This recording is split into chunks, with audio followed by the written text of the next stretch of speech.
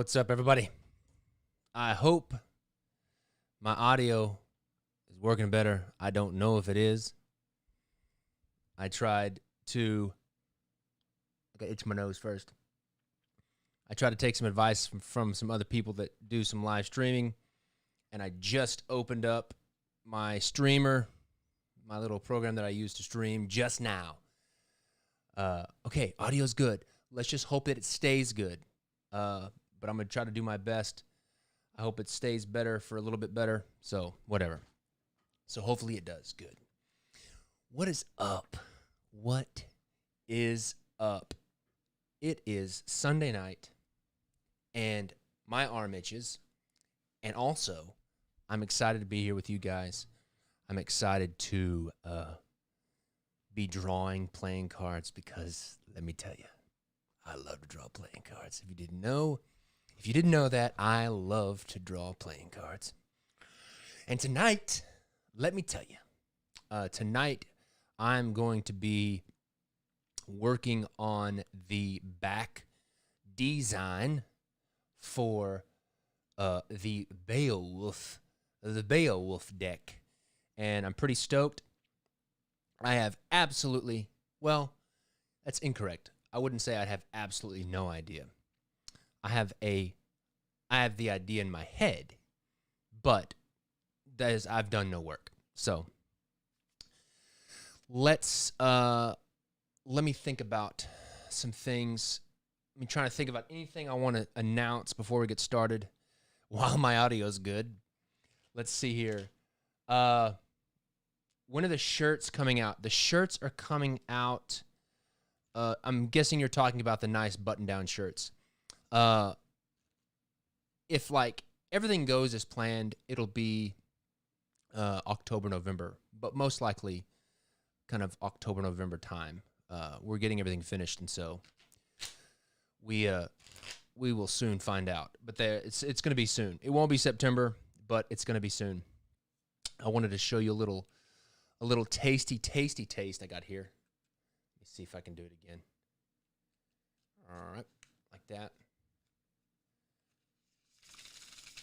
Oh, show you what this is right here. You know what this is? This is the my first plastic deck right here. Boom, boom, and it is glorious. It's glorious. Let's do another one of these for you people. Oh, that's what I'm talking about. Look at that. But these are going to be coming out very, very soon. My first Federal 52. This is the the OG. It's not the OG Feds, but it is the Federal 52 second edition court cards. Let me see if I can get to focus. And it is a plastic deck. Let's see if I can get to a court card. Printing looks glorious. The ink, oh, delicious. Delicious, delicious, delicious. Anyways, I'm super excited about that. You're not even seeing it. You can't even see it, really. Goodness. So excited about that. I've been trying to make a plastic deck for years. And we're going to have a green version and a red-backed version. So you can be you just be ready for that, people. All right, let's go ahead and get onto it. All right, let me share my screen here. All right, let's see, design. Okay, looks like my audio's still going. Let's see. All right, let me get my pen. All right, so this is my base. This is my base card for the Beowulf deck. Okay,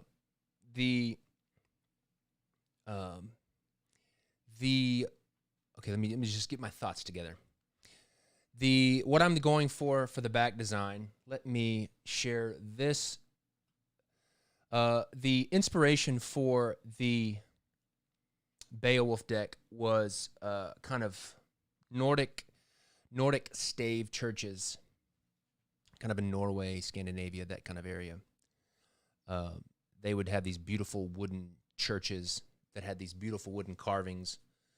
And also, inspiration for the deck is also like, just kind of like Gaelic mead halls. And anyways, but here's some good reference photos of the kind of interiors. Like this is a stave church here that has a bunch of really cool carvings. And here are some of these really interesting, really, really cool images of these interiors of these stave churches, which I just think are really, really beautiful.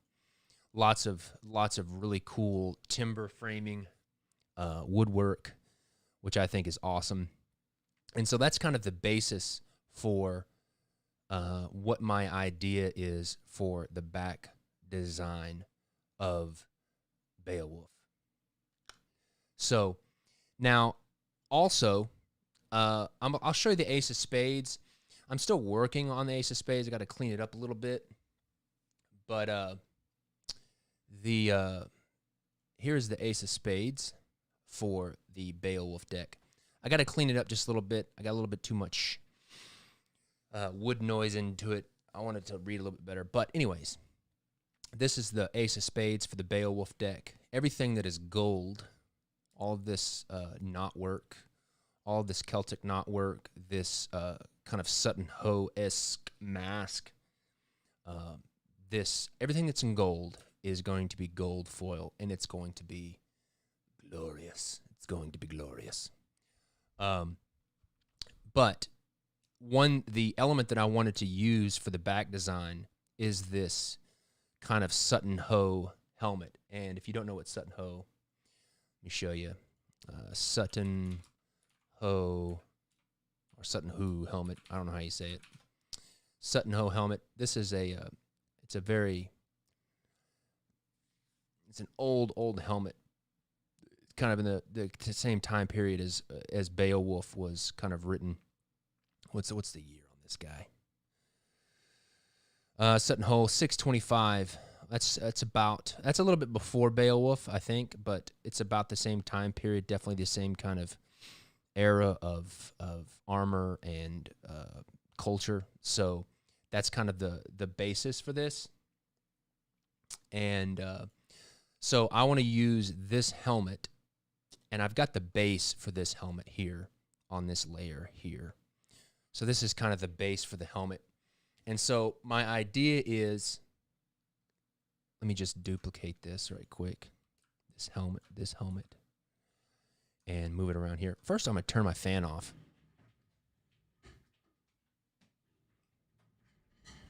For some reason, every time I go live, I get really chilly. Maybe it's just my nerves. I'm nervous or something. But anyways, my idea is to take this helmet, and then those. My idea is to take the helmet. Let me scoot my monitor back a little bit so I can actually reach it. My idea is to take that helmet, and then around it, draw like a cool arch, a wooden archway, something, some kind of design here that is very kind of reminiscent of those stave church interior. And I'll just go back to those so you can see what I'm talking about. So the idea is to have the Sutton Hoo helmet in gold, and then let me see if I can open one of these up bigger. Open image.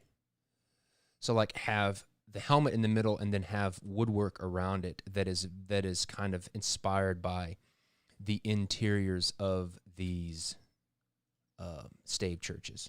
So that's the idea. I might work in a shield or something in there. And then also what'll probably happen is on the stave work, I'll probably have like lots of like gold knot work that was similar to this Ace of Spades, kind of like this. It's also similar to the, I'll show you the Joker. Let me see here. Let me just open up the Joker file here. I got to get on my drive. I have a separate excuse me. I have a separate hard drive for the files that I'm working on at the moment, and then I have everything that I'm finished with on a separate drive. So it'll have similar Celtic knotwork, or whatever you want to call it, knotwork. I got to open this. I'll open the Joker file so you can see that this dragon face here that's up here, it's kind of carried on through a lot of the cards. It's a huge file. It's like 7 gigs. So, come on, computer, let's go. Okay, anyways, this is the Diptych Joker, and this is Beowulf fighting the dragon, and as you can see, this dragon face is carried throughout here. It's a little bit, I gotta clean it up a little bit. I put too much noise onto it. But anyways, it's that kind of Celtic knotwork, or whatever you want to call it, kind of pulled through the entire design. And so I'm going to put some of that. And the same thing with this card. Everything that you see that is gold is going to be gold foil. So it's going to be dope. It's going to be real dope. All right. There's some context. Let me close this because it's huge and it'll bog my computer down. All right. Let me close this. Let's get to it. Now, I want to keep the card itself.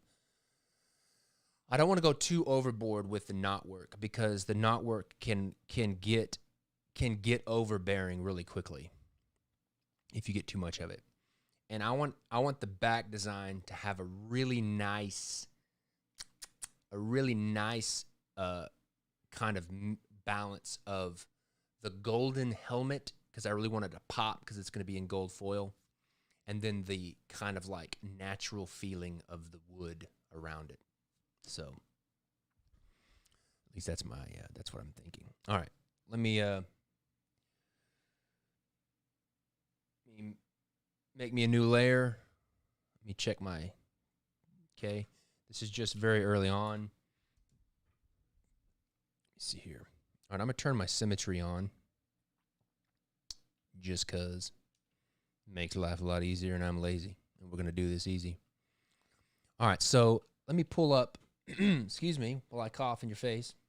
I'm going to pull up those stave churches one more time. I'm going to find me one picture that I really like that I can use as kind of like just something to look at. What's this right here? I do like that. That's cool. Man, look at that. That's what I'm going to use. Let's see if I can find that image. Let's go open image, boom, copy, boom, close, close, close, paste, paste. There we go. Now I've got that. Oops. I've got that right there. I'm going to use that.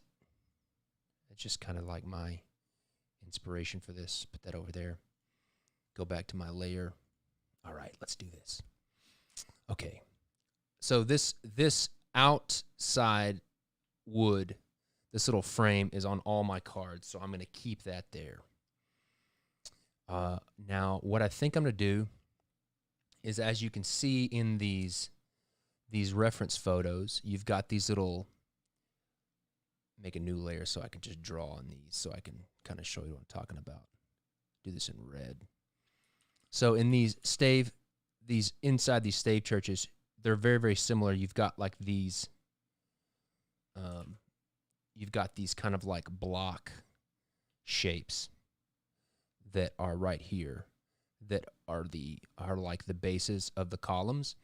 And they're usually like a shape like this, where it's a header of the column, and then you've got like a rectangular cube kind of body, and then on top of that is kind of like an arc, and you can kind of see that right here where it's like this and then it curves. So I'm going to have those kind of shapes in the kind of on the sides.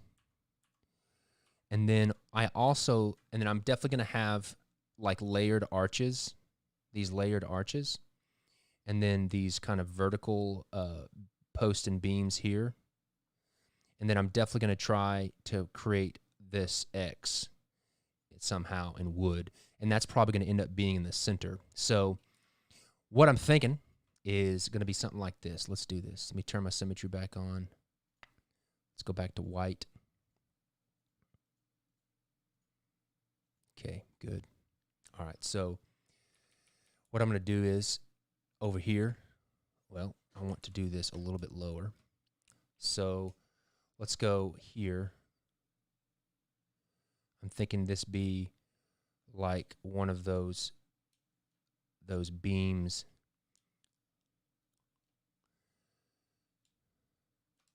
Like this. Yes, I like this. It's good. Looking good.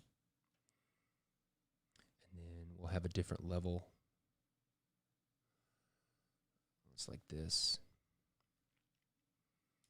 And then we'll have I'm going to put the original ones don't really have this top arch piece, but I'm going to do it because we can do whatever we want, right?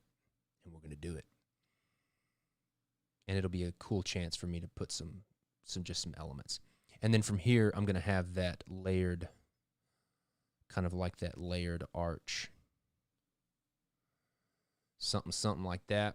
And then from here, coming up, you'll have that vertical post and beam there. All right, yep. And then in the middle, we're going to have some kind of circle like that. And then to do this kind of X that we were looking at, it'll come in like this.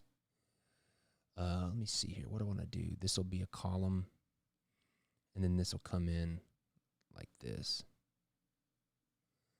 And then to pull this off, I'm going to shrink. I'm going to make this head. I'm going to shrink this head a little bit, about like yay big, so it fits nice in that little frame. And then what I can do is play off of the framing of this bad boy. And let me see if I see here. Yeah, I like that. And then from there, I can do things like do some extra woodwork, different things with the wood, just to frame him up a little bit. I don't know. Yeah, I like that. I'm feeling good about that. And then let me just go ahead and duplicate that helmet again. Yes, I like that. And then that's going to be really bold. And that X in the middle, the thing I like about that X in the middle is, number one, we're staying true to kind of the inspiration where we have these arches and the X. And but at the same time, that's going to be just a killer composition and design for a back of a playing card. So yeah, I feel good about that. Let's run with that. I think that I shouldn't have done that, but I'm going to pull this face off again because he's good to go. Put him in on his own layer. I'm going to take everything else that I've done, merge it, and then bring down the opacity. And I'm going to go ahead and bring the opacity down on the helmet. All right, so what I'm going to do now is is my audio okay still? Hope it's okay. What I'm going to do now is just start blocking in a white shape for all of this woodwork, and then I'll go back once I'm done with that and make it look like wood. But right now I'm just going to block it in.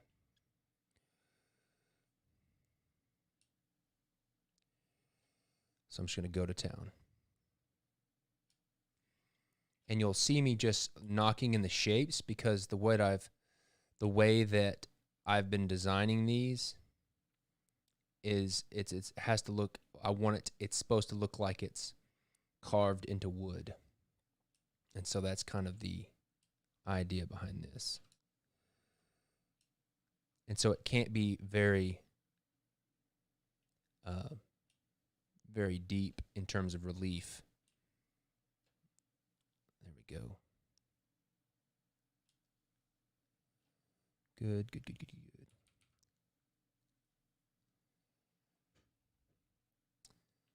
see here. All right, I'm just going to fill this up. Now, I'll just show you for anybody that hasn't seen this before. I'll show you one of the cards. I'll show you, let's see. I'll show you Wycliffe. Let me see here. Wycliffe was Beowulf's kind of a friend. And I'll also show you these are the stave church wood carvings that look kind of like this. This is kind of the whole inspiration for the court card. So very rudimentary drawings carved in relief inside of these stave church columns.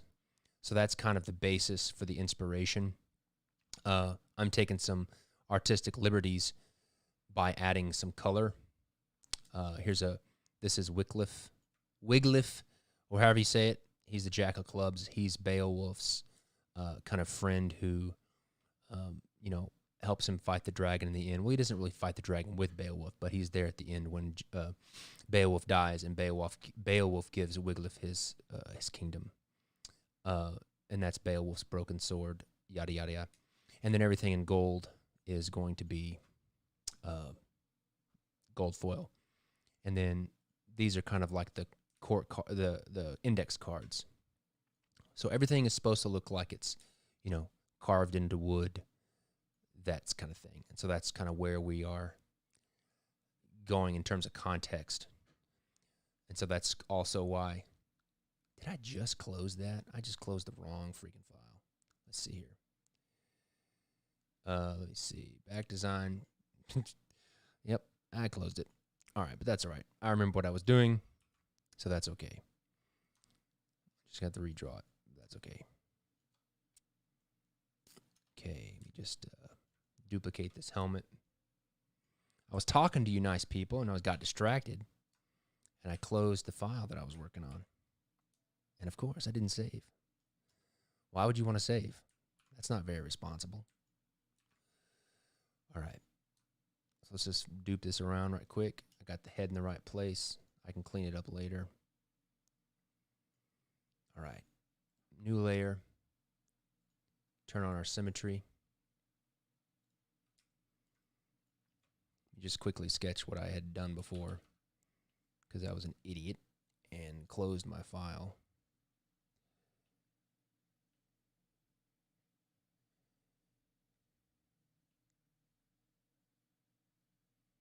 Just give me the framework.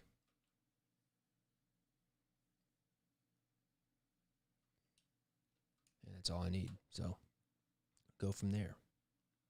Okay. Let's try this again.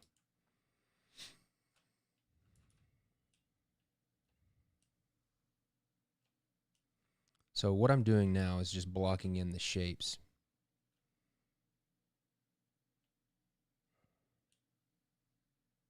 Of this. This part is the corner, like the little pedestal or whatever you want to call it, of the little stave church column. That's going to end up being wood, and the framework around. And then we'll have, it's got like, let's see here. It'll come around like this. I'll have an element like this that comes up. Get that. Let me get that picture that I really liked back. Which one was it? This is a good one. Yes, that one's even better than the other one. This one really shows what I'm talking about. Copy image, paste. perfect, really nice. So this piece here that I'm drawing here is like this piece right there. It's that piece right there. But damn. All right, good. And then we'll have kind of the column.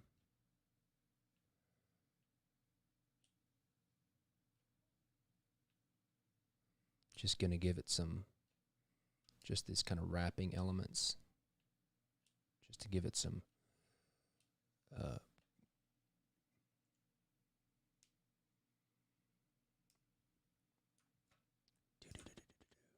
okay, good. Now let's do one of these. Let's add this thing in the middle. This is not necessarily on the original stave churches, but it'll be a really good element.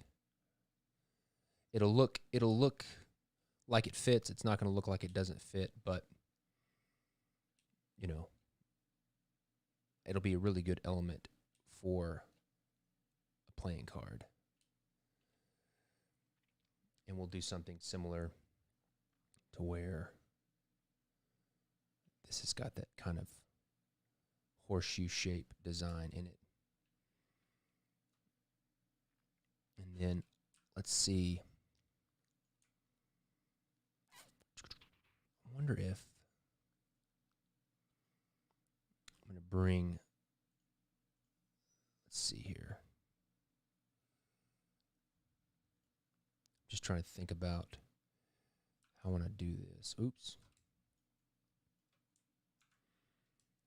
Okay, let's do the archway.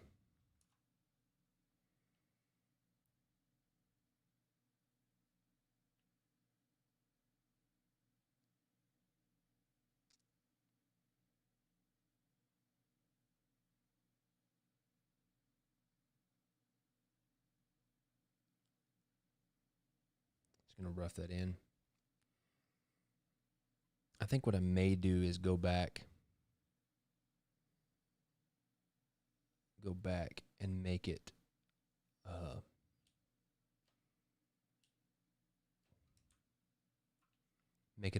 make this arch a good circle, because these arches are, I mean, they look like, you know, standard circles instead of having a squash circle. So let me see if I can do that right quick. Let me turn my symmetry off. I need me a middle line here just so I can see what's going on. Let me move this picture over a little bit.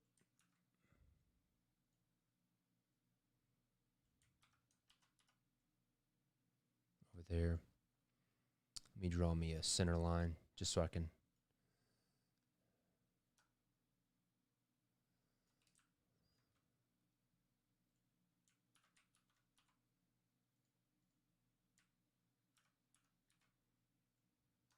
okay.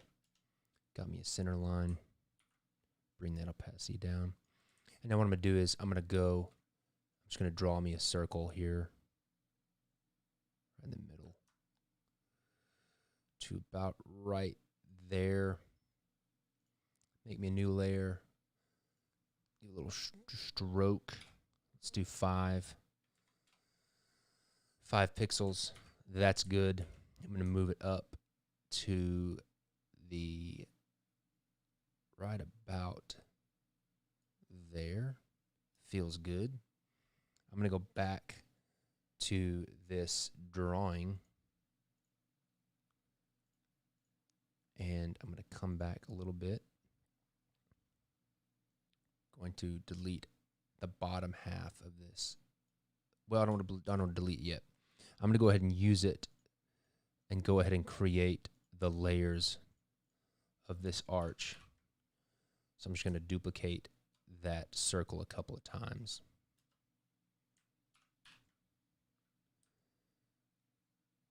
Like that. Good. Control J, Control T to duplicate the layer. Good. Control J, Control T. Make another one. Feeling good about that. Let's go about to there. Control T. Now just give some other small ones in there that will give me some beveled areas to make look cool and different. There we go. I'm going to merge all of these. I'm going to bring it down. Of course, don't want to merge my center line.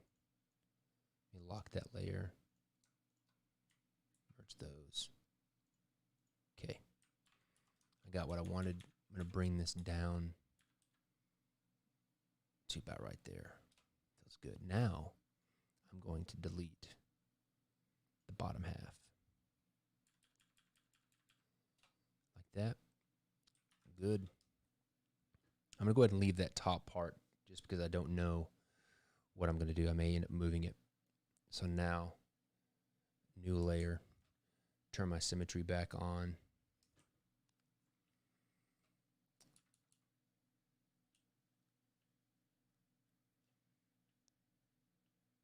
I'm thinking through all this as I'm drawing it, so get my reference over here again.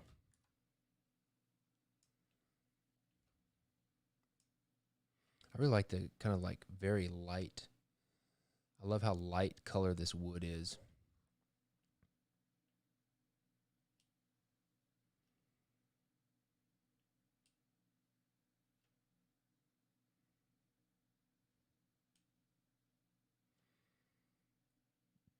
That'll be some kind of bevel like that. And then this will come. I'm going to go like this. Nope, I'm not going to do that.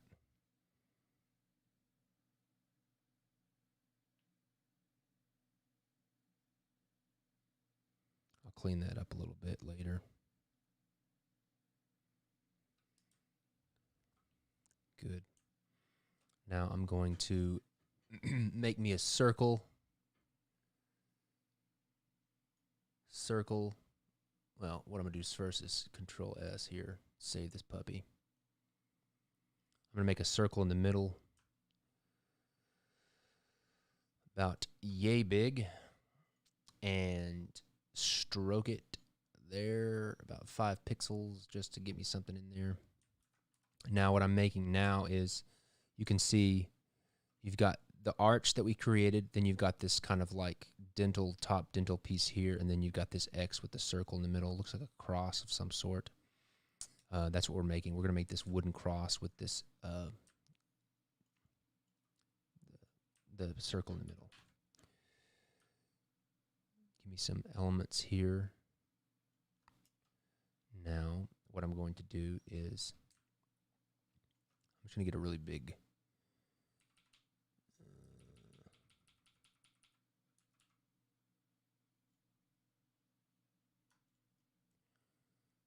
a little bit bigger than that.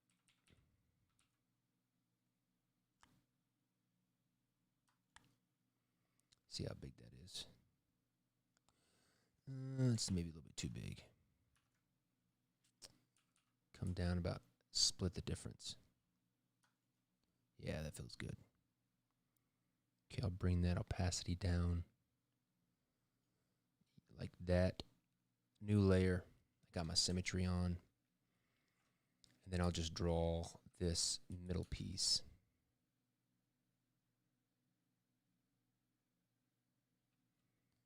And it works its way into that. And then this piece is going to have a column that comes down to meet that one. And then this wooden piece will come in here and meet here, right there. And then what I can do is hit Control S to save and not be a dork and lose my work. Let me move this up here. Yes. Let me just go ahead and duplicate this circle so we can see what's going on. Control J to duplicate.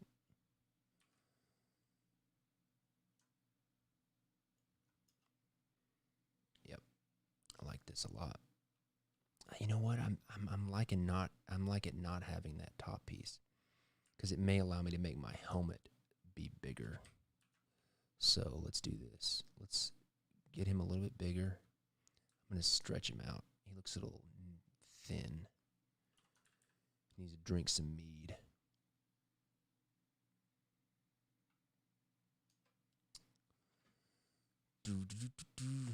Yes, it feels good. I'm just going to come in here and erase this background right quick from the Ace of Spades, because I don't need these parts, but I want the helmet.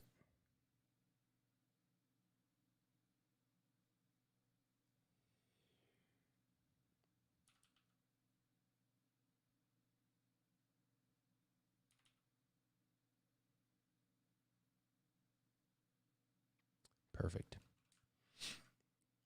Okay, let me duplicate the head again. Control J. Boom. All right, let me just add a few little accoutrements to the woodwork just to have a little bit more dynamic things that I can work with. I'm just going to draw some designs here.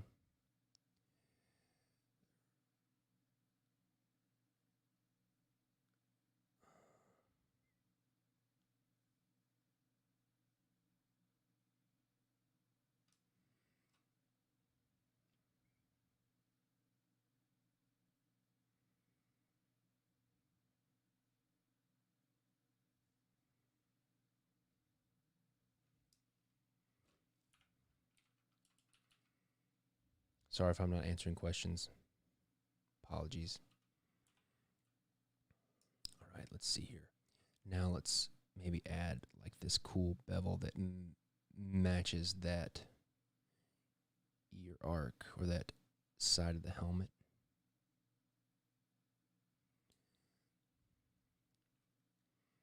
And then maybe it comes down like this.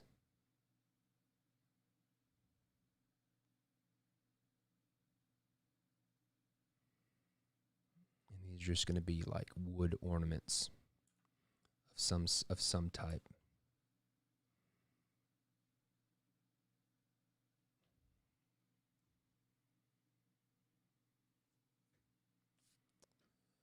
Okay, let's see here.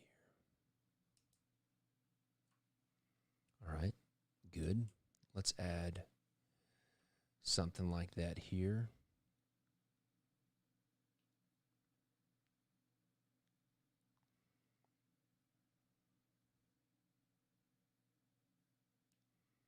Okay.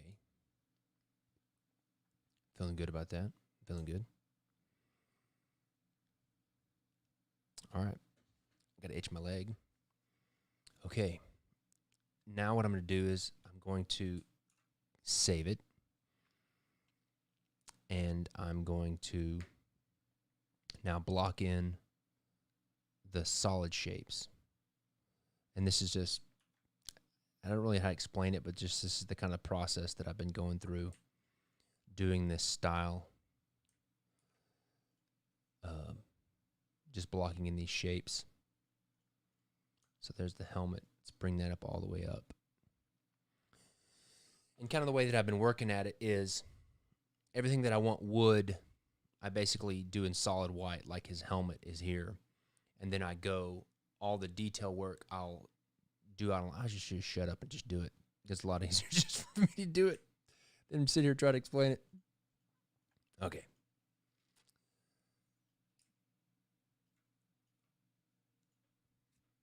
Okay, let's do this. I'm just going to block in these big...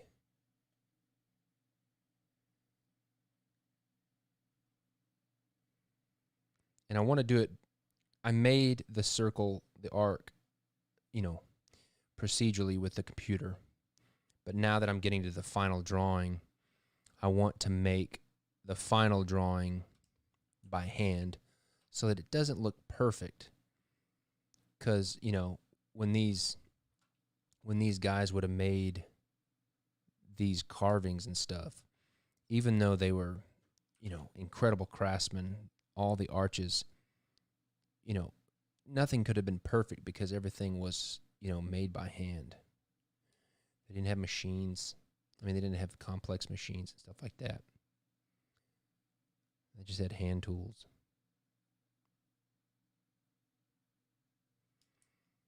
All right, that's good. Now, let me see here. Let me move this out of the way.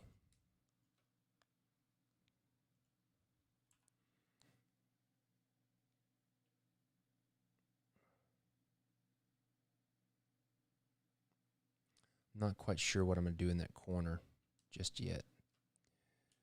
I'll come back to that. I'll probably put something in there. All right. Just erase this little bit. What I'm going to do is I'm going to select that interior part, expand my selection by, let's say, 4. Then I'm going to fill with white. Let me see if I got everything. Yep, got everything. Pull it back. Now there we go. I'm going to pull it back. Now I'm going to use that underlying drawing that you see there as like how I'm going to start carving in the detail. Because I have to think about this. No, this is not going to be a fully formed 3-dimensional sculpture. It has to be a kind of 2D relief in the wood. So what I'm going to do is I'm just going to start erasing. Well, I'm not going to erase because it's not smart to erase. You want to use a mask because it's non-destructive. You don't want to do destructive editing to your work. So I'm going to create a mask, and I'm just going to start carving, making these negative space lines that will make these details. And it may not make sense right now, but it will all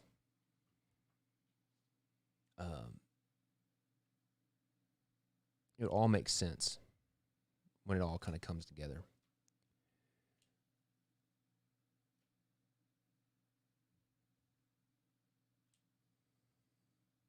But basically, I'm doing the opposite of my kind of line sketch.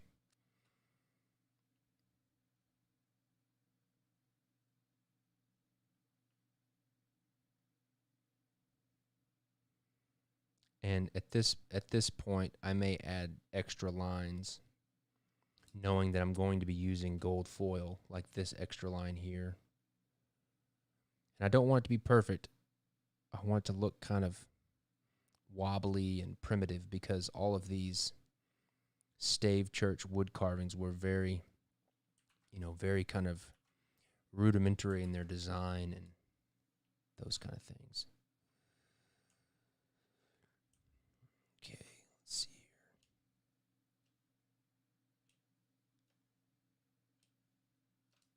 here. Good. All right, let's just bring this one up here. And then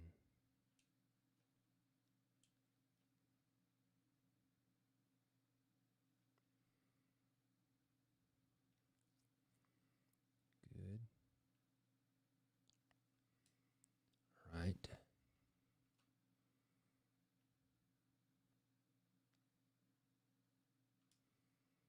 Let's draw this circle.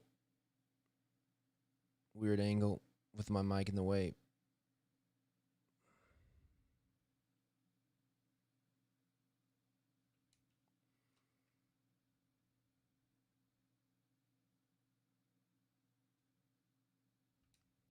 Okay, got that.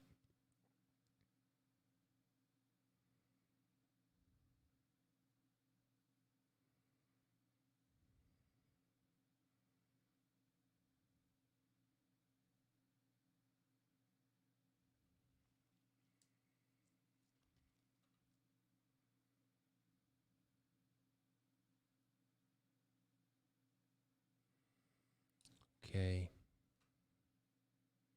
Get this line here. Not sure if I want to do this bevel here. Just going to leave that right there as is right now. do want to do this kind of star point. That will be interesting coming from the middle. And I can make that star point like it's gold. And we might as well, let's see here. Let's add a really cool kind of radial element to this middle part. So I'm going to make a new layer. I'm going to turn my symmetry on. Let's do a mandala. Let's go. Let's try 12. What? 10? I can only do 10? Lame. Okay, let's do this. Let's see how that looks.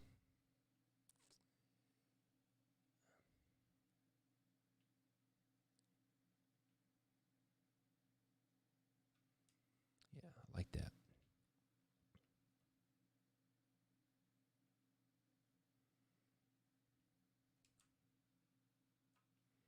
Yeah, that'll be good. That'll be good in like some delicious foil. Oh. Okay.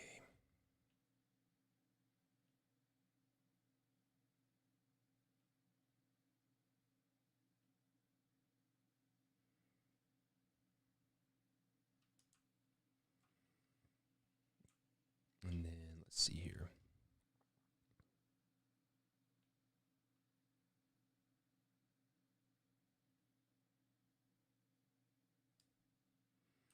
Gotta give me a better angle here because let me get a little closer. My mic is cramping my style here.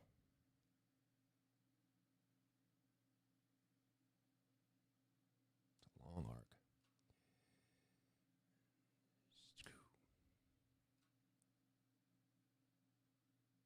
Whew. These are long arcs. Let's see if I can get it. Gotta hold my breath.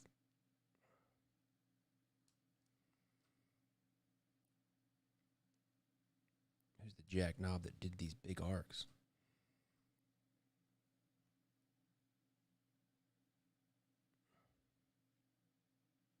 That's a lot of work. Keep that arc. Ugh. Couple more here.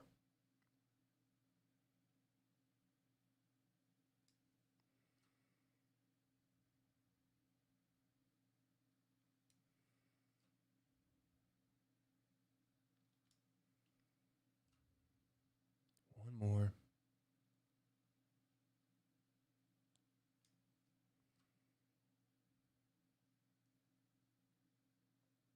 Boom. Whew. Okay, Control S. Boom. Saved. All right, I'm going to get rid of the line drawing underneath. And I've got my kind of base. I'm going to take my masks. They're already one layer. I'm going to duplicate this layer that has the mask just in case if I want to go back. Now I'm going to apply that mask. And then I'm going to merge the layer with the helmet and the background.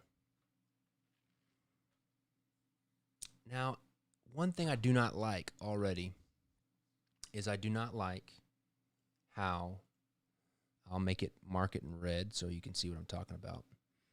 I do not like how the top of this arc, I do not like that this getting cut off right there. It makes it feel a little bit, it makes it feel cramped. And so I want to try to do something where I can, let's see. What I may try to do is, let me just sketch something. I want to keep this width here. And what I may do is like make it come right there, come down here like that, and then have an element that's similar to this where this comes out to there like that. And then maybe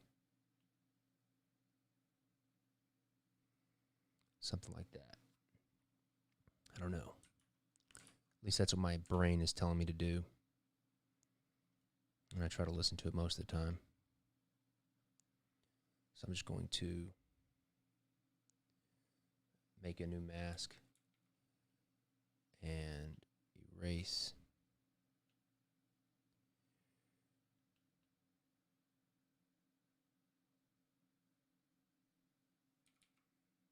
I'm not erasing, I'm just masking it out.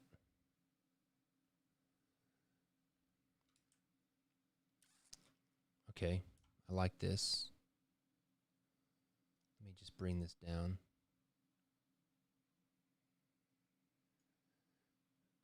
Okay. Oops.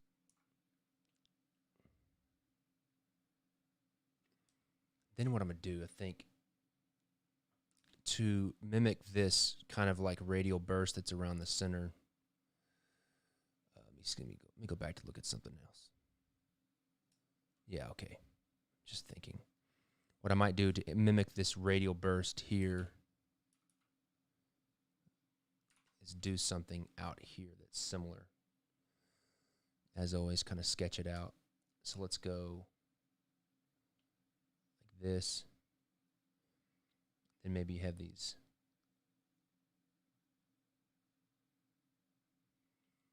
It's not going to be enough. Let's go a little bit shorter.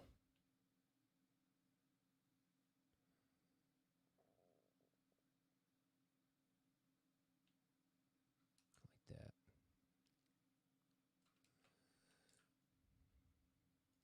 Sorry, I'm giving you motion sickness. And I can do all this in gold foil.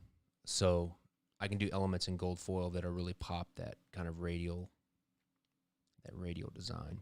I'm going to do this on a new layer just in case I don't like it.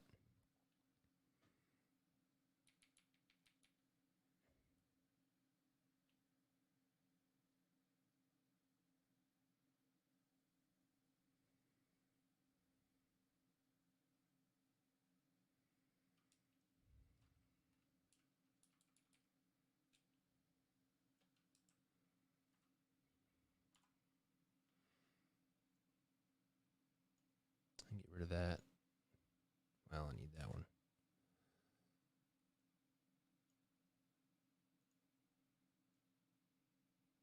Good, good.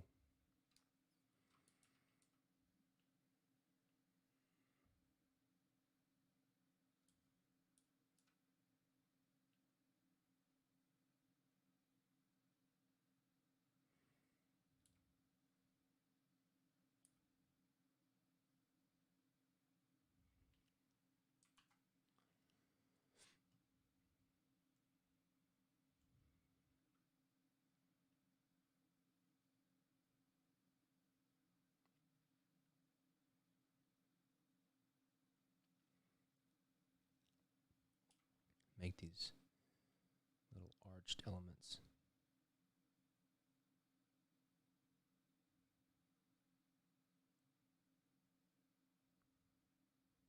Okay. Delete that. Delete that. Bring this back up. Okay. Now that I've got the major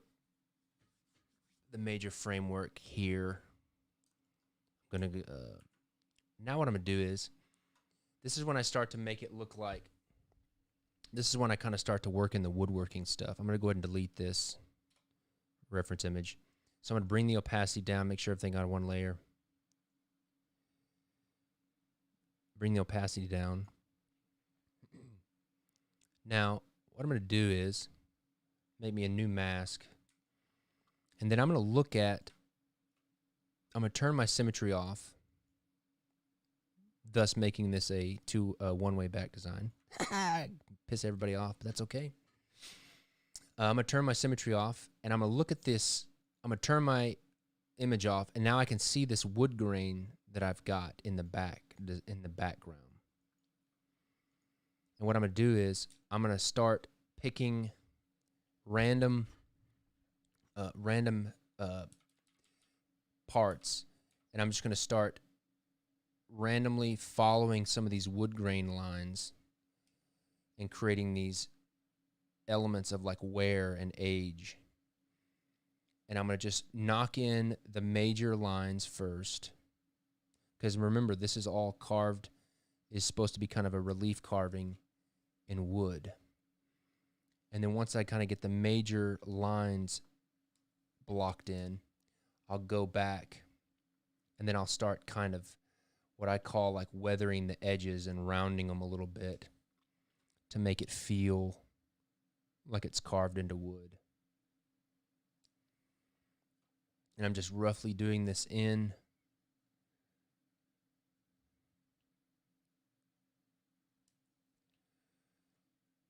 It's okay. And I try to follow that background wood grain image so that it just kind of sells. When I start to paint it and I do the overlays and all that kind of stuff, it'll really sell. I can't say it. Sell. It sells it. The kind of realisticness. And I know it's not photorealistic, but it'll help sell the kind of the fact that this is carved out of wood. Now you see how the wood grain like does this thing right there? I'm going to do that with these lines. So it kind of turns and then turns down.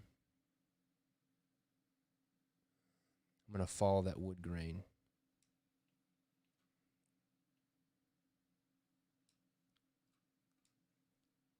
As well in the helmet.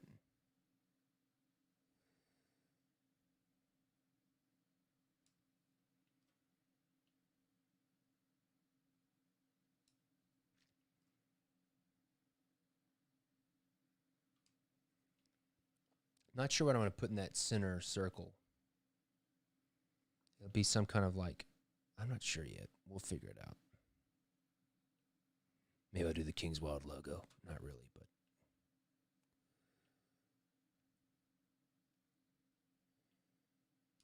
Okay, let me do some on this helmet.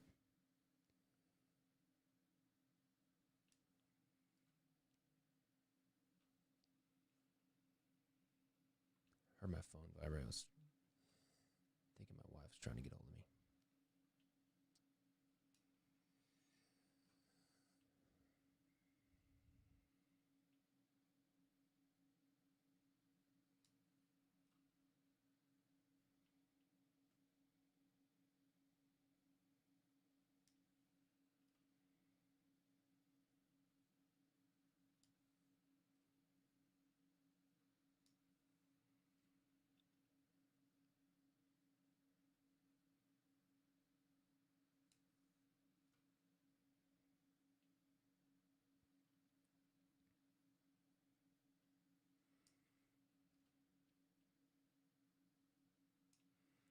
Let me just zoom out here. Okay, we're off to a good start.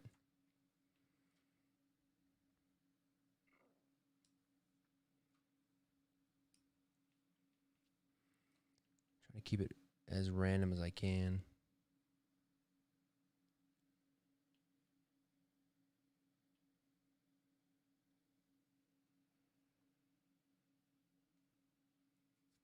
Okay, good. Now, we just give it a little look-see here. All right, I feel pretty good about that. Let me add a few up here. Now what I'm going to do is, this is super boring, super tedious. But what I do now is once I've knocked in all these cross lines, let me open up another card so I can show you. Or let me crash my computer while I'm trying to stream live. Let's see here. Let's do.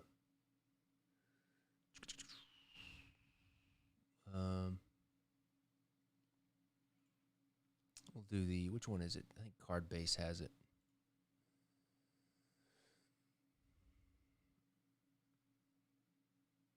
Now, if you look at this, you can see how all these lines go with the wood grain, and then I'll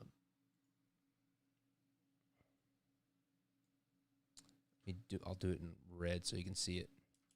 But you can see all these lines of the wood grain like this. But then you've got the design or the paint of the carving this going this way. And as time, when the wood grain meets the design, instead of having a right angle where those meet, over time that weathered wood will start to have round corners like this. And that's what really makes it feel like that wood, even though it's carved, like how this is like a rounded edge. That's what we're doing. And so now what I'm going to do is go back into this, and then on anywhere where we have a cross section, I will round those edges, kind of like that.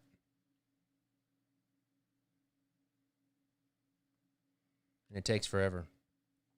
I'll just go in there and round every single one of these edges. And I'll do a few to kind of show you the effect it does.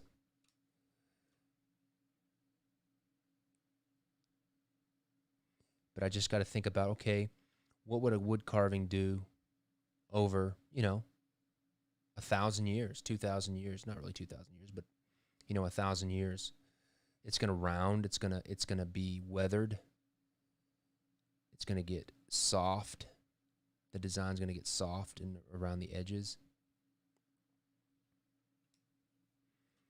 And especially like with these kind of areas where it's a really sharp corner, that really sharp corner will have been dulled a lot over time. And so I really cut into that sharp corner a lot. And so now what you can see is this area here has a lot more realistic than just me doing a line like in this area here. And so what I do now is I just keep working each one of those cross sections or the wood grain meets the design to knock it down.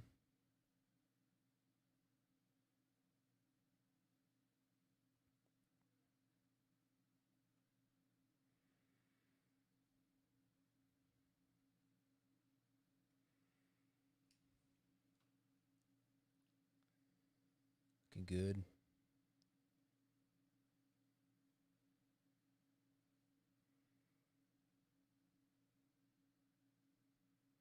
And this is just one of those things that just takes forever, but it really pays off in the end, I think.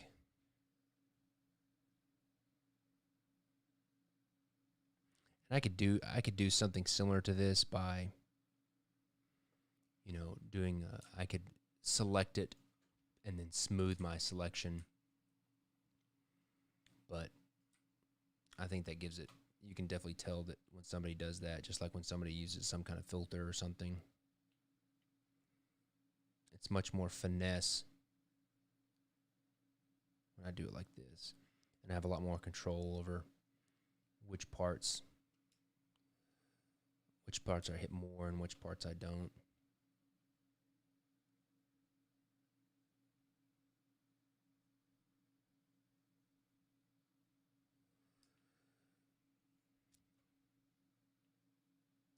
I'll do this for about 5 more minutes, and then I know it's 10 o'clock now. I'll do some Q&A for a bit, because I've got, if I kept doing this, I have another good hour and a half of me just doing this rounded corner thing. So I'll just do it for a little bit longer.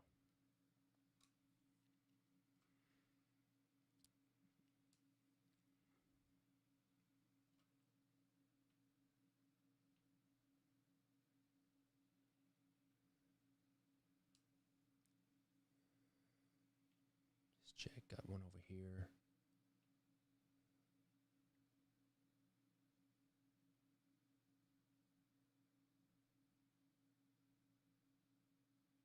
He's got these little tears, these teardrops in his helmet, because he's sad for his enemy that he's about to vanquish. So he puts a teardrop on his helmet.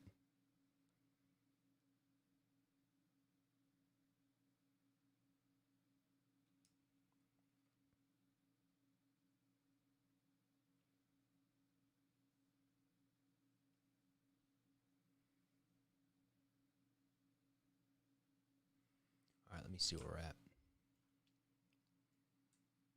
Okay, good. Now I'm going to go ahead and save this, and I'm going to jump forward quite a bit. So I would do this, I would continue to do this until all the cross sections have been done, until I've rounded all these corners. Let me see here.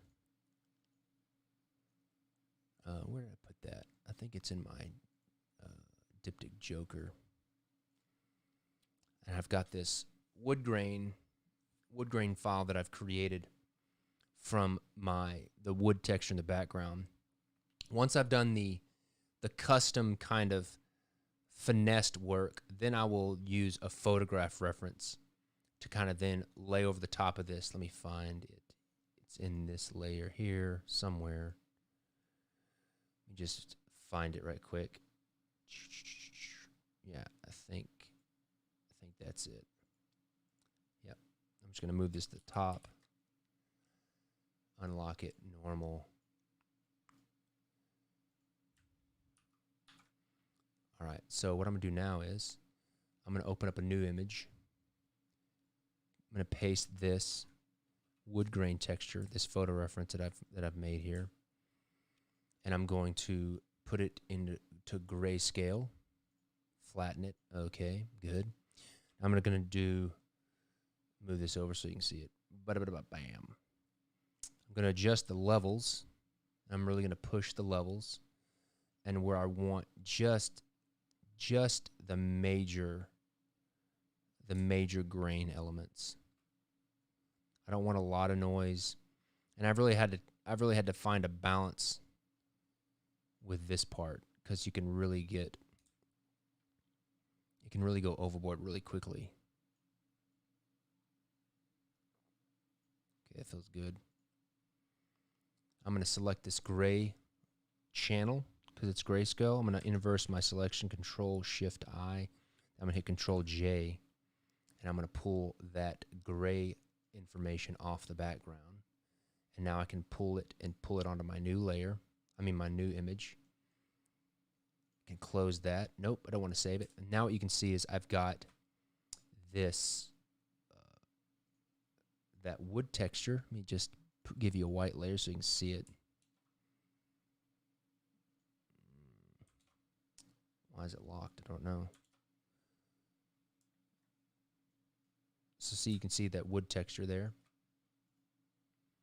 Now what I'm going to do is I can then take that selection.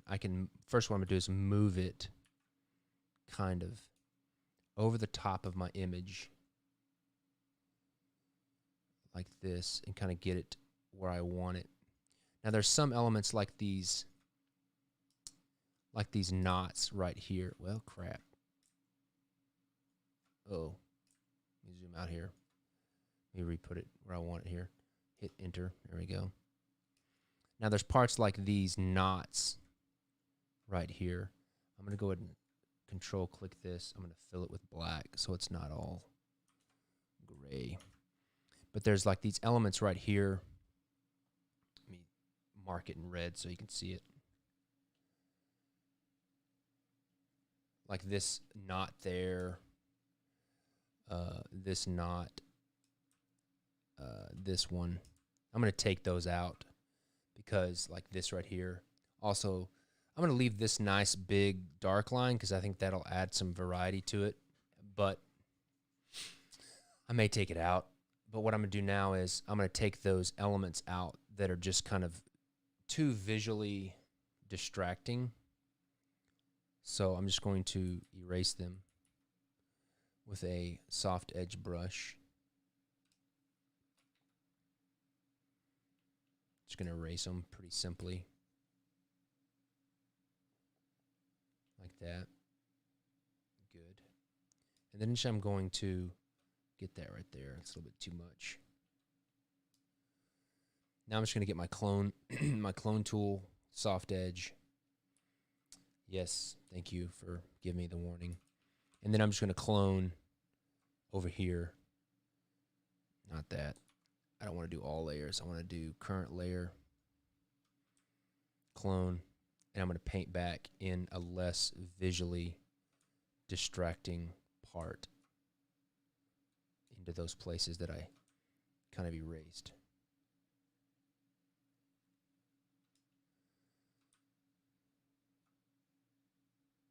Okay, good. And then one over here. There we go. Now what I can do is I can grab that wood grain,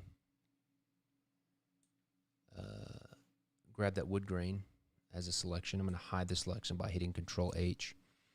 And then on my layer, I'm going to make a new group so I don't mess with that original mask. And then I'm going to make a new mask on the group, inverse it. And now I can see that I've got the large kind of elements the large kind of wood grain elements that I put in there by hand, layered on top with the kind of photo reference stuff that I took. And now you can see like what I was talking about, like in this, let me get a marker so I can mark it in red. Going back to what I was talking about a while ago, over time, these edges would round off as they're weathered. And if you look at this edge here, and I know it seems like a little thing, but it's a big thing once in for the design to make it feel right. If you look at this edge here compared to like these edges that are rounded with time and weathering, in the end, once I get like the actual wood color and the wood texture, these kind of details will make it look more realistic. Like if you look at this, like these don't look good because they haven't been rounded yet. They need to look more like this, where all the edges are rounded with the wood grain. And that'll just kind of sell the wood grain texture, and then eventually, I'll paint it, shade it, give it color like this card has. And then in the end, it'll kind of fit with this. Yeah. And you can kind of see how I did it with the all these index cards as well. Let me see, I'll show you. See, diamonds. You got the paint, and the paints, like even the paint on the, is weathered with the wood grain just to give it that realistic look. Let's see, diamonds. Let's do some hearts. So like that, where the wood grain, and then I'll also kind of add some beveling and stuff. Let's do hearts of spades.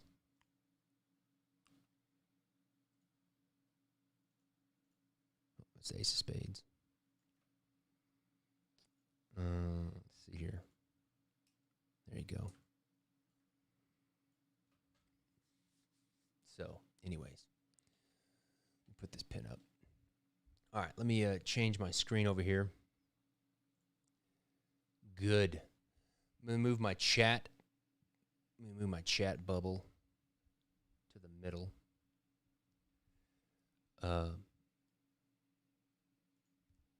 So yeah, let's see if I can break this window off. Yes, pop out chat. Look at that. All right, so I'll halt on all the design stuff now, and I'll try to answer a few more questions. I'll answer some questions. Let me see here. Let me take my glove off. All right, let's see here. Let me go back up here.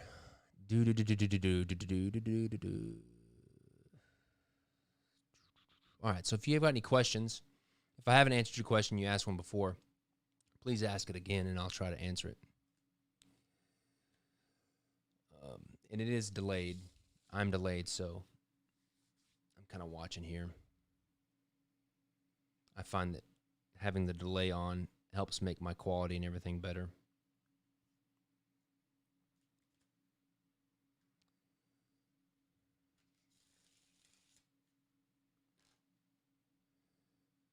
This was awesome. Sweet. Thank you. So if you have any questions, please ask me. If not, I just feel like doofus sitting here looking at the screen waiting for you to ask questions. Let's see. What are the designs you have for the button-down shirts? You know what? That is a great answer. I will show you. Let's see here. Let me open them up first.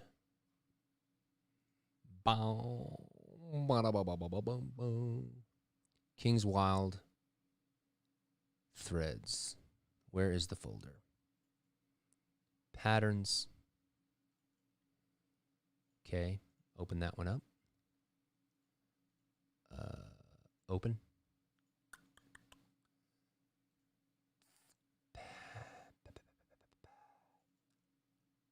Okay, got that one. Let me open this one up. One of my favorites. And let's see here. And the last one. Where is it? King's Wild. There it is.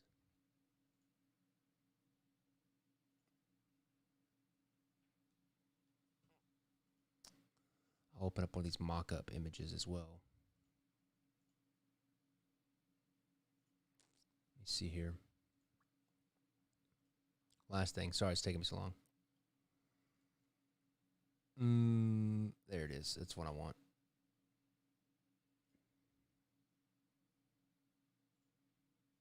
Okay, let me make a white layer under this so you can see it. Okay. Let's see. Card-based Bronco. Okay, let me share my screen. This is one of them. This is the one of the patterns. These are just patterns that the shirts are going to be made from. The shirts can be printed, and so this design will just be tessellated over the entire shirt. So this is my Washington crossing the Delaware. Then I've got a King's Wild logo. It's not gray. It's a red shirt. So everything that's kind of a dark gray is red. And so you've got a King's Wild head just kind of duplicated over the thing. Make sure my chat's still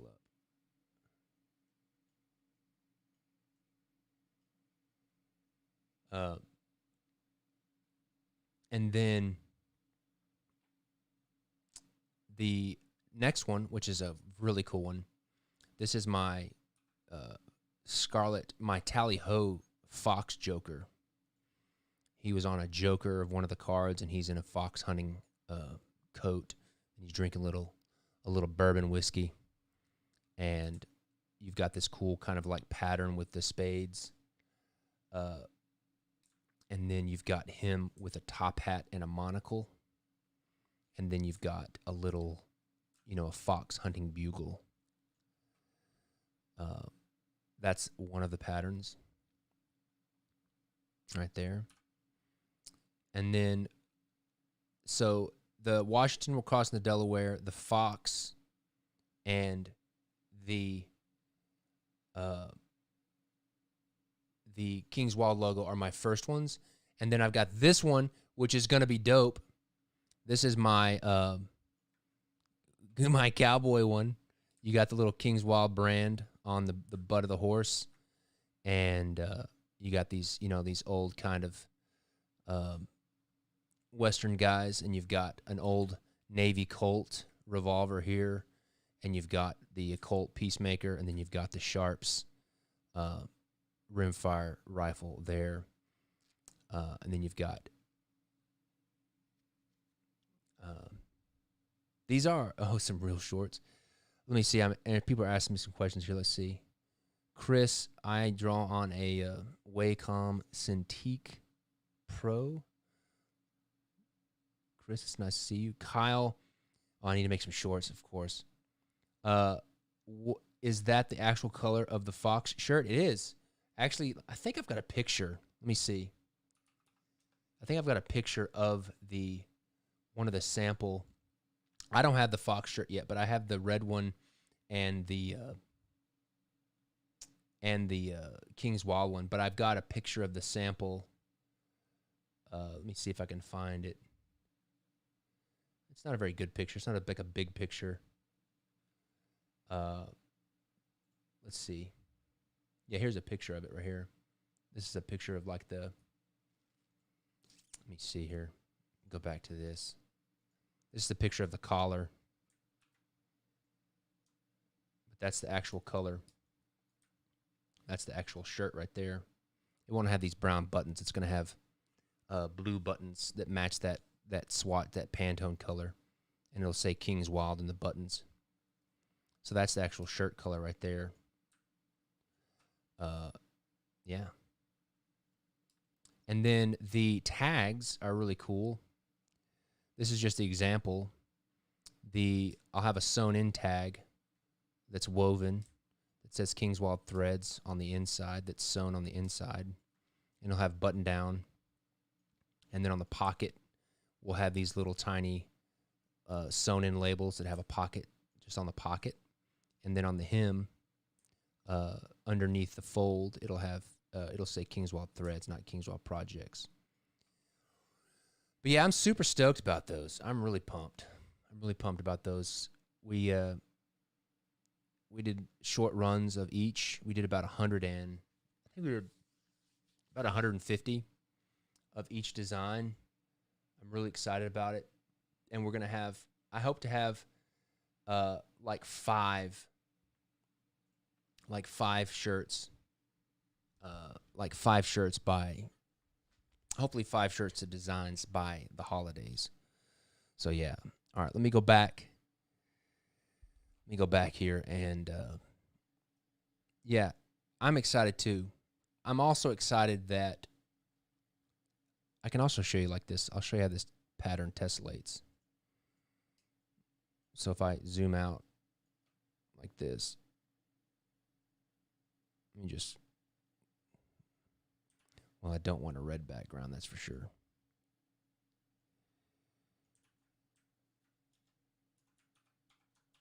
Okay. Let me just crop this way. Like that. Let me zoom out a little bit. Then I can show you how it tessellates. I'm going to put a mustache on this guy at the bottom. I used the Duke. John Wayne is my reference. And I didn't make him not look enough not like John Wayne, so I'm going to put a big mustache on him to disguise him. But this is how it tessellates. Yeah. There you go. And they all kind of do that.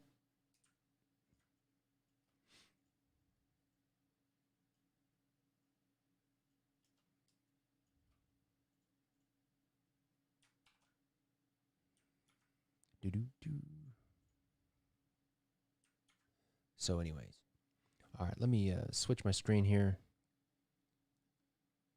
Okay. All right, let me ask you, not ask you, I'll answer more questions. Will I sign the shirt labels? You know what? That's a good idea. I guess I could. We do low enough runs at the beginning that I don't see that's, I don't know if that'll be a problem. I may do that with like some of the first ones. And the hope and the idea is that as I do more, like the Fox shirt and that kind of stuff,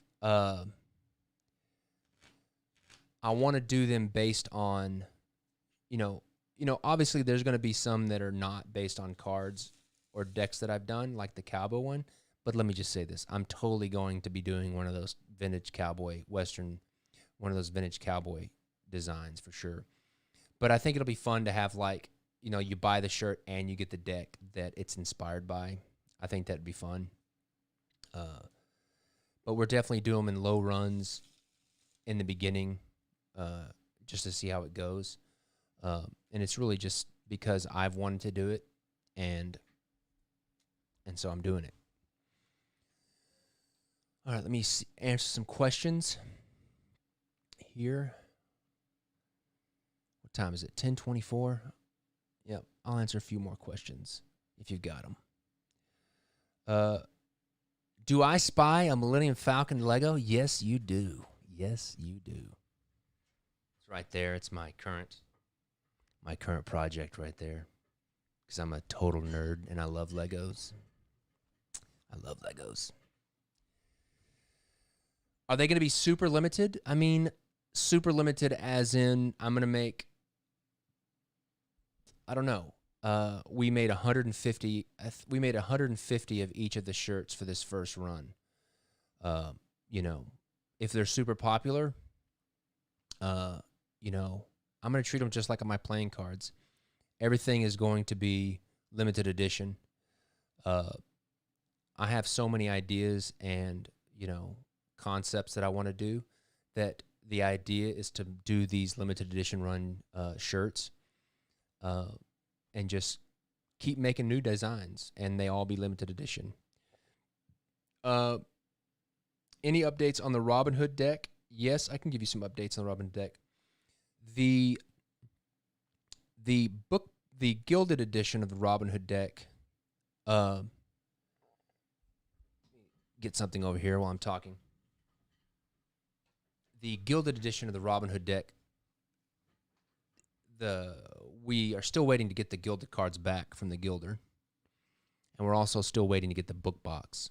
So we had hoped to send those out with this month's subscription, but it didn't really work out. But we should have those very, very soon. And the book boxes took a little bit longer because I'm doing a book box for Robin Hood, Haunted Eights, Beowulf, and also Legal Tender, and Arthurian as well. And what I mean by book box is having this kind of very tiny faux leather bound book that has a curved spine that looks like a book, so that when you collect these cards, the tuck cases, you put them up on the bookcase and they look like little tiny books. And it was just a lot more cost effective for me to do because I'm doing like 4 different book boxes, but they all use the same design and the engineering is the same. It was a lot less expensive for me to do them all at once. And so I kind of had to delay. I purposely delayed us making the Robin Hood book boxes so that we could do them all together. Yeah. So, but they're on its way. Any update on the Gilded Legal Tender, holographic Legal Tender? The update is the second print run of Legal Tender, which the new Gilded Legal Tenders are from that second print run with that updated art, which the updated art, I got the pictures of the uncut sheets, and I had mentioned that I kind of changed up the way that I did some of the ink passes on the faces. And let me tell you, the kind of tweaks that I did to the artwork and the way we were doing I didn't change the artwork. I just changed the process in which in order of which we were putting on the ink. The new updated cards look even better than the first ones. The holographic foil pops better. The paper texture looks like paper texture, nice and matte. It's awesome. But as soon as we get that second print run of the Legal Tenders, we will send those off to the Gilder. And also, like I just mentioned with the Robin Hood book box, the Gilded edition of the Legal Tender is coming in that book box. No, not that one. It's not coming in the book box. The Gilded Legal Tender, we'll get that once we get the second run of cards. We'll send those off to the Gilder, and so that's my long explanation for a very simple answer. Let's see here.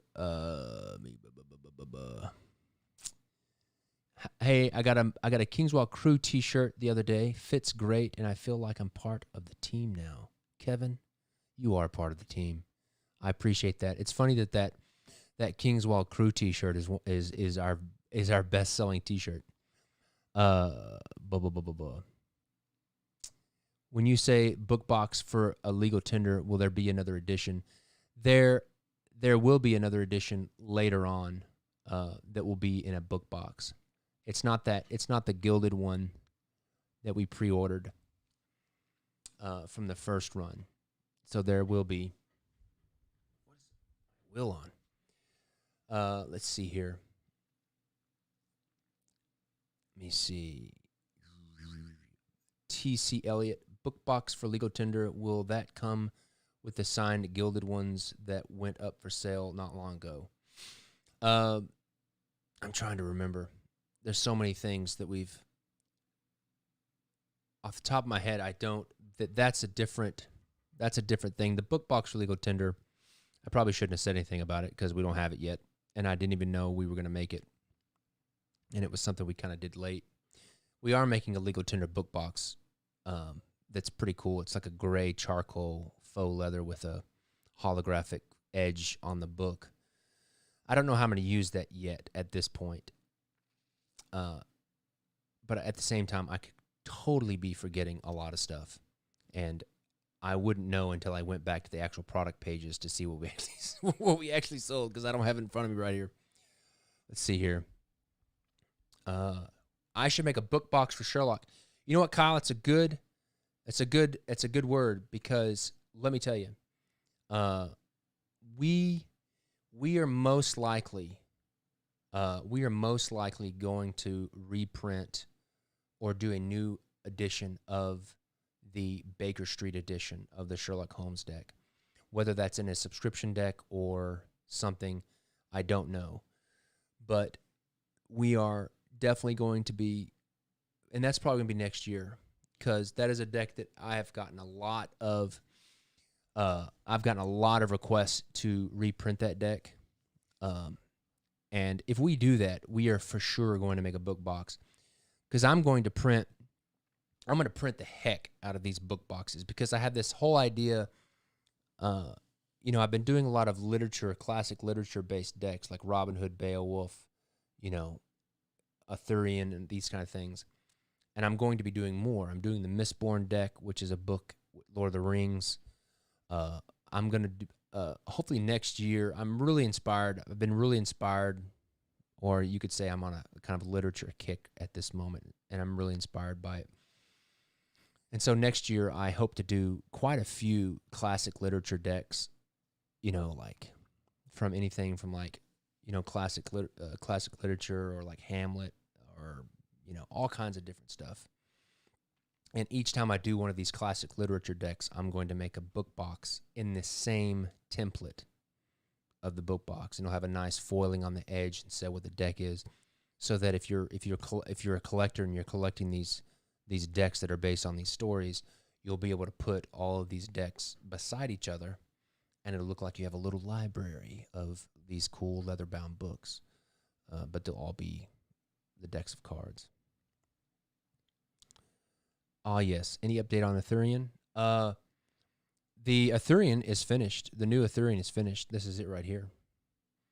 We're just waiting to get them. I'm pretty sure that the new Arthurian deck will be next. I think it's, next month? What is next month? October? Yeah.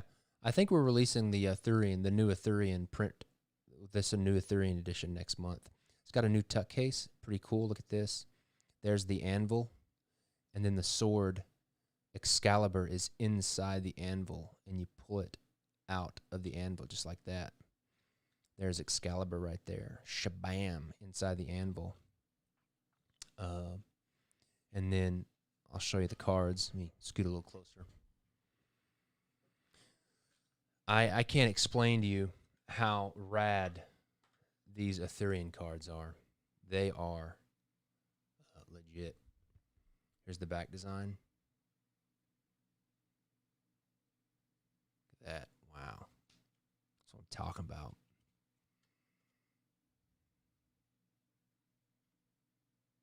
So bright it flares my camera. Here's a 5 of clubs.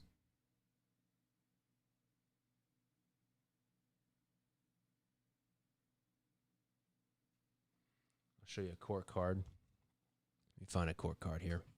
Here's the Diptych Joker. I think I've showed this a couple of times. Here's the Questing Beast. That's the Diptych Joker.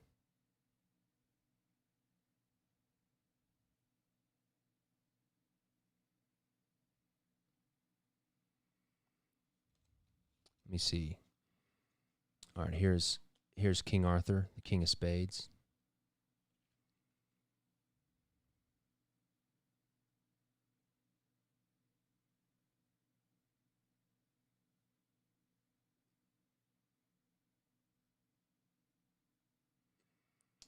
Let's see here. And let's see. Where's another good one? They're all good, but who is in here? Here's the Ace of Spades with King Arthur.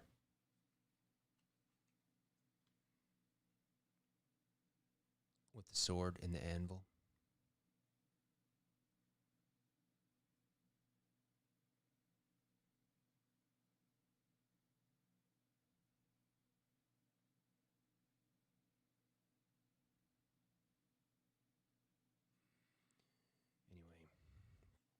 Now, I'm a horrible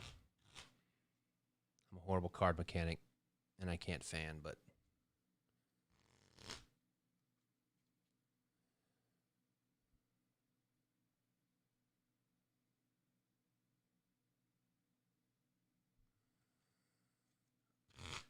I don't think that I've pharaohed these before.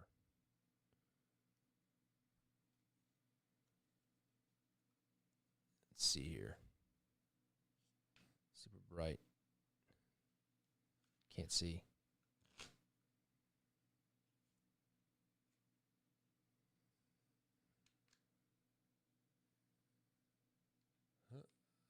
I'm not very good at this.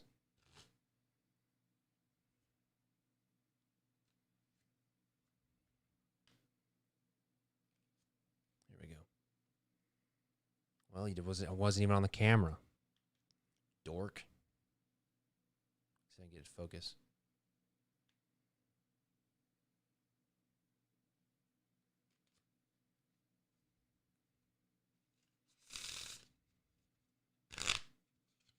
Yeah. That's a Thurian.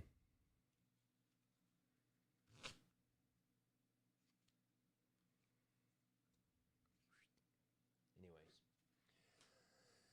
Let me go back. I'll show you this plastic deck again. We got coming out. It's going to be a 2-deck set.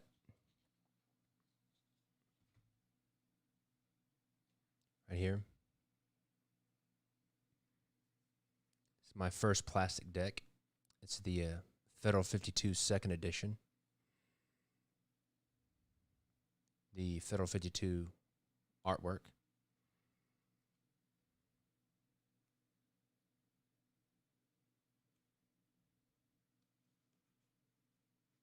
You've seen that before.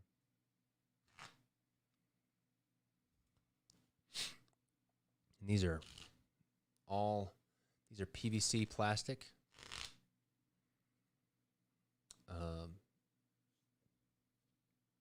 Very nice. These are going to be really great for all of the poker players out there. Nice little pharaoh right there. Very nice. These cards feel awesome. They're very, very light. Very easy to shuffle. Easy to manipulate. Going to be great poker decks. And those are that poker set's going to come in a 2-deck set. That's the green back like this. The green back like this, and then it's going to be a red back version. And it'll come in a really cool, like, clear acrylic case with the 2 decks, and then it's got this black soft touch kind of slip cover over the top that's got the King's Wild logo and silver foil. It's gonna look great.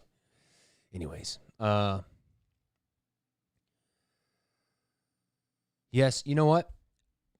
A lot of card collectors knock plastic decks just because they're plastic decks, but for me personally, the first deck that I ever had that I bought that I really liked the back design, and it made me start to think more about playing cards. This was before I'd ever designed one, was a Kim Arrow deck. And that's a cellulose acetate card. But I've had a lot of people, I've had a lot of people that are serious poker players that have been asking for me to produce a plastic deck for a long time, and so this is my first one, and I'm really excited about it. All right, it is 10:40. I'll answer a few more questions, and then I'm going to call it a night. Let me just wait. Ever thought about doing a Grinch deck Christmas 2021?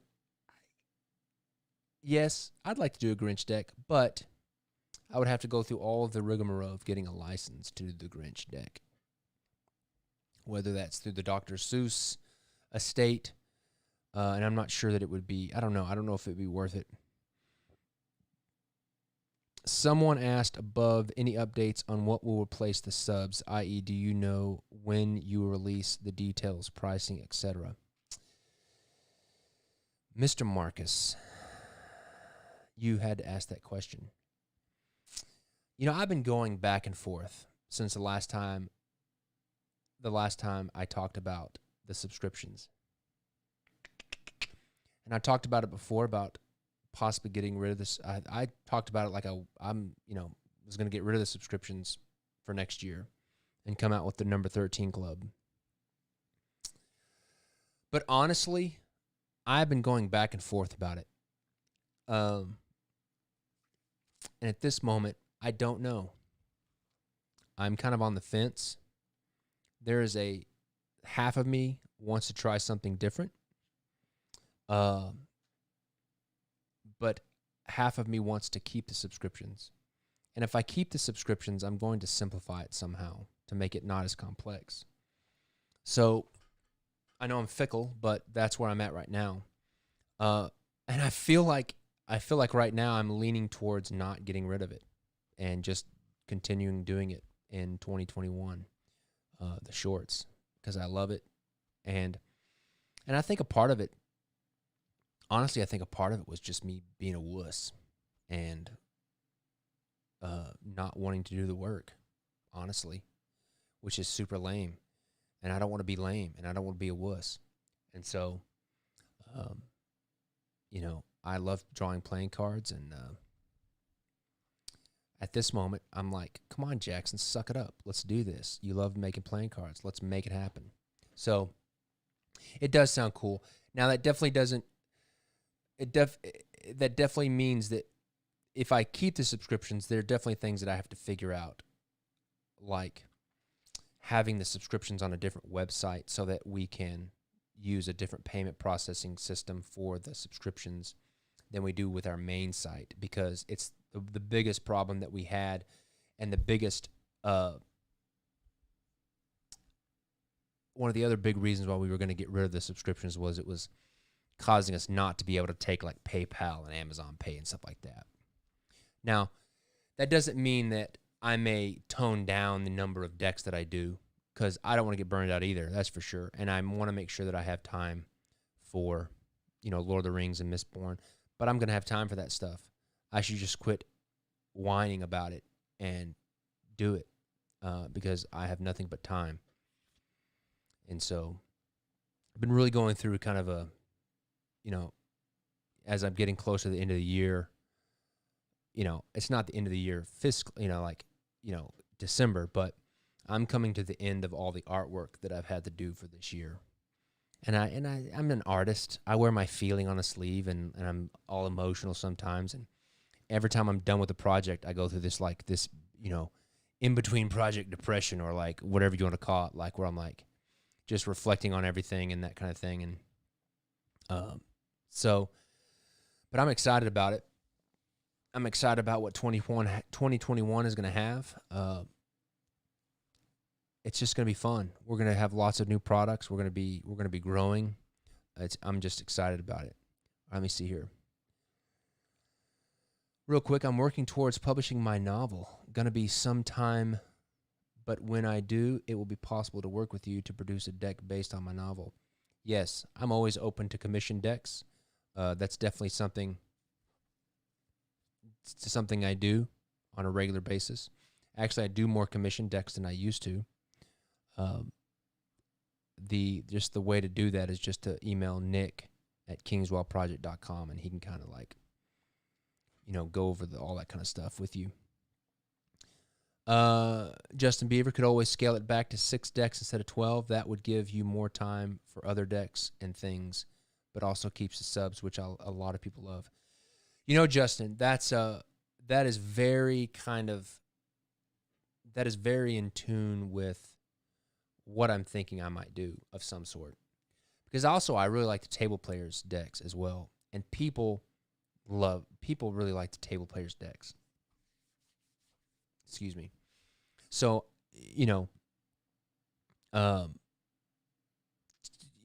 toning it back from 12 to 6 decks for the shorts may be something I do. Very, very, very, very highly likely. I think that's way better than getting rid of it.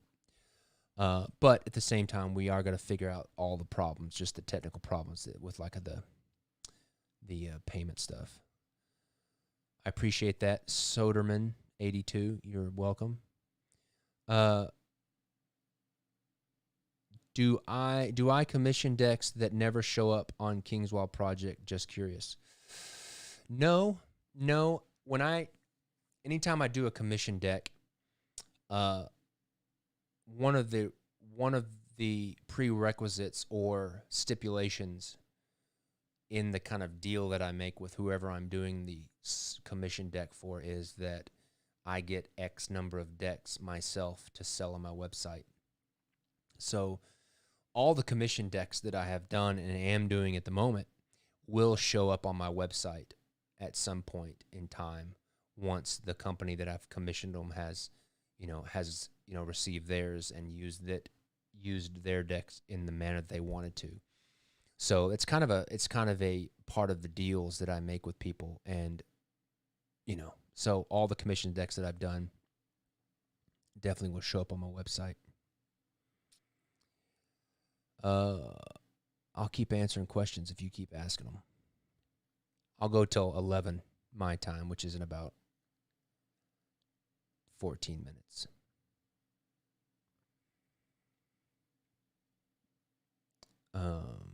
Trying to think. I could show you. Do you guys want to see one of the Mistborn cards? Let me see. Let me open it up. Let me close some of the other files so I don't get all mixed up and save over stuff. Is my sound still good, people?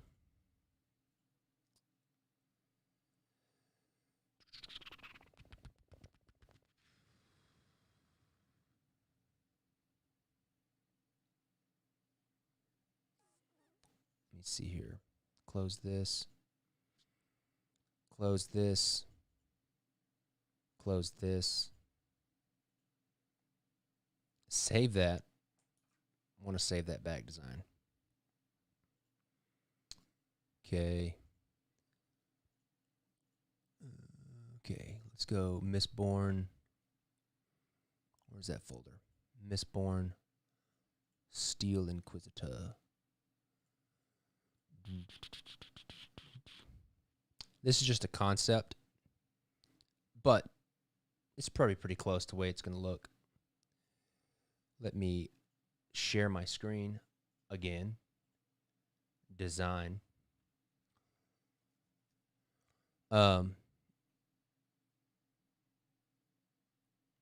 This is a Steel Inquisitor. She is one of the queens,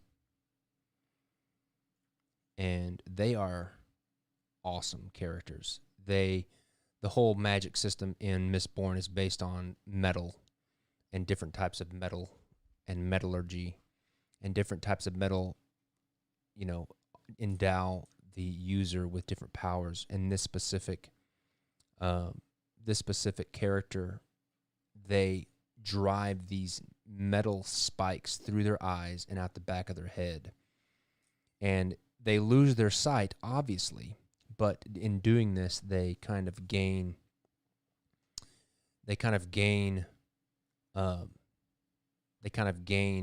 special powers that you couldn't get otherwise. The color scheme for this, it's kind of hard to explain. Let me open up. I think I've got do I have? Let me see if I've got a mock-up of this card. It's hard to explain without an actual. Let me see if I've got a mock-up. I don't know if I've got one. So, like I was saying, the whole magic system is based on metal, and this is a steel inquisitor, and they have steel spikes through their head. And this symbol right here, this symbol is the kind of the alpha, the alphabet of this world. This is the symbol for steel.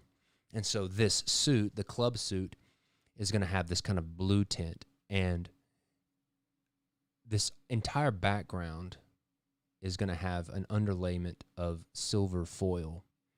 And so she will be matte white, and she will not be foil. But like this border here and everything in this background, this kind of background rectangle, will all be very vibrant silver foil. These kind of vertical lines will be silver foil. Her axe will be silver foil. And you'll have this kind of like metal sheen underneath everything, because the entire deck and the entire story and magic system is based on metals. And so the clubs are going to be steel. The spades are going to be like, there's a metal called adium, which is like another metal. You'll have one suit that's like copper and tin. You'll have another suit that's like bronze and pewter. So each suit will have a different kind of like metal theme color to it. So like this is steel, so it has a very blue, silvery theme to it. Then the copper and bronze one will have very much like a copper feel to it. Let me see here. Here's the pencil sketch. Well, I'll show you the VIN. Let me see if I've got that. So I'll show you his website. My buddy, Greg, his name is Greg Titus, and his website is gregorytitus.com. I have known Greg for, 15 years, and I worked with Greg years ago when I used to do toy packages for Hasbro and such. But Greg is a phenomenal pencil artist, and these are his pencils here. These are some of the stuff he did for the Rogue One and Star Wars packaging and stuff. But he is an incredible pencil artist and artist as well. And when Greg and I worked together, our relationship was kind of like this, where he would do the pencil sketches, kind of like a comic book artist, where you have like a pencil sketch guy, and then you've got an inker that does the inking and coloring. So Greg would kind of do the pencil work, and then we would kind of finish it, and we would do that with different artists as well. I worked with various artists that would do the concepts and the pencil sketches, and then we would get them where I worked, and we would do like the finishing. We would take the pencil sketch and make it a final rendering. And so I've hired Greg. Let me see if I've got, I think the pencil drawing is in here somewhere. Let me see. I'll open it. I'll show you. So I've hired Greg to do the pencil sketches for me, and kind of, and I haven't worked with Greg in like 15 years, and it's really nice to.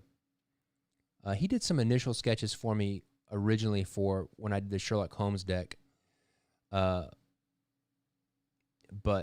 I ended up going a different direction. But I'll show you some of the pencil sketches he's done for me. Okay. So this is the Steel Inquisitor. This is the Steel Inquisitor pencil that Greg did for me. And then this is the Vin. She's the main protagonist. The Vin character. And I want to say, let me see. I've got, yeah, here's the Lord Ruler pencil sketch that he did for me. And this is kind of like the bad guy. He's got these spikes going through him. They're spears that went through him. He's a bad guy. Anyways, these are some of the sketches that Greg has done for me for this deck. And then I go and then I will kind of make them look like I'll draw over the top of these and make them my kind of engraving style and color scheme, and all my kind of stuff that I do with it in my own style, adding all my engraving lines. So I'm really excited about it. It's a new process. Well, it's not new for me. It's just I haven't done it in 15 years, and it's nice to work with people that are really talented like Greg. And so I'm excited to work with him about this. Let's see the Sherlock Holmes deck. Wow, I mean, let's see. I'm trying to think if I've got one.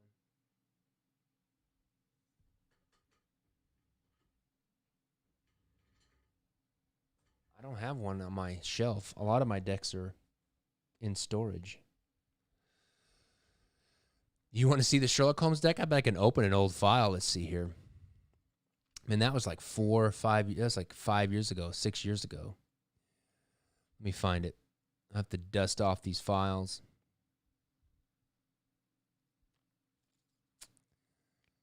Let me see here. I'll show you the one that we'll probably reprint, the Baker Street edition. I really like it. All right, where are you at? Let's see here. Sherlock Holmes. I have too many files. Sherlock. Here it is. Holmes edition. Baker Street edition. I want the... Boy, I was so disorganized early on in my playing card career. Here we go. Let's see if this is it. I don't know what I'm opening. Yeah, here he goes. This is the back design for the Baker Street edition. So you've got the Rocher. These are all little mementos from different stories. The number 4, the magnifying glass, the gun, his cocaine syringe, his pipe, 2021B. That was 3,000 decks ago, man, Robert. I tell you what, this feels like an eternity ago. It really, really does. But this was a fun deck. Let me see if I bet I can open up the tuck case. Let me see here. Let me see if the tuck case is in here.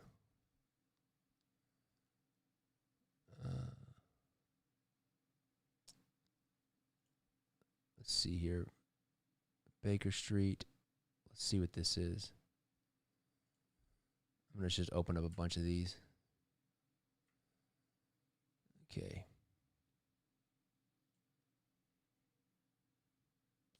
I'm not sure what I'm opening. Oh, there you go. This is the Baker Street tuck case. Well, what else is opening up?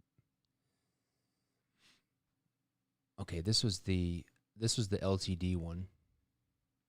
Oops. This was the LTD tuck case. It was white, and then everything that's gold is gold foil on the tuck case. And then this is the Baker Street edition tuck case. I don't know if I've got a die line in here or not. Yeah, here you go. So everything, this was the Baker Street edition tuck case. This is the one that we'll probably reprint sometime. I'd say, probably next year. I really enjoyed this deck. Oh, I forgot about this little wavy line design in the background. I like that. I forgot about that. But that's the Baker Street edition. Nope. So, anyways, all right. Where are you guys at? Opening. There we go. I think that's it, guys. It's at 11 o'clock. Went for 2 hours. Sorry about that. Anyways, as always, thank you so much for taking time out of your day to join me. I hope my audio was better this time. If it was,